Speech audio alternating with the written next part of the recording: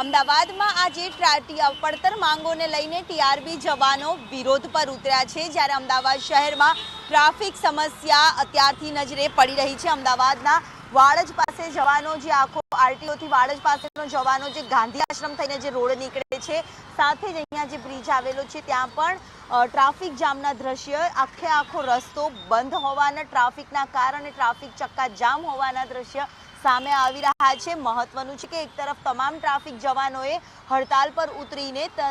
સરકાર સામે વિરોધ છે તે નોંધાવ્યો છે અને કલેક્ટર ખાતે આવેદનપત્ર પણ આપવાનું નક્કી કરવામાં આવ્યું છે, જ્યારે ટ્રાફિક જવાનોના આ વિરોધના પગલે સીધી જ અસર અમદાવાદ શહેરના રોડ રસ્તા અને ટ્રાફિકની સંખ્યામાં સતત વધારો થઈ રહેલો નજરે પડી રહ્યો છે। એ મહત્વનું છે કે અમદાવાદનો અત્યારનો આ જે સમય છે, જે નોકરિયાત વર્ગોએ ઓફિસ જવાનો સમય હોય છે, તે દરમિયાન ઠેર ઠેર ટ્રાફિક જામના દ્રશ્ય સર્જાઈ રહ્યા છે, એટલે કે ટ્રાફિક જવાનોની હડતાલના પગલે શહેરના ટ્રાફિકમાં મોટી અસર વર્તાઈ રહી છે। કેમેરામેન મનીષ વાણિયા સાથે દિવ્યા ચૌહાણ, સંદેશ ન્યૂઝ।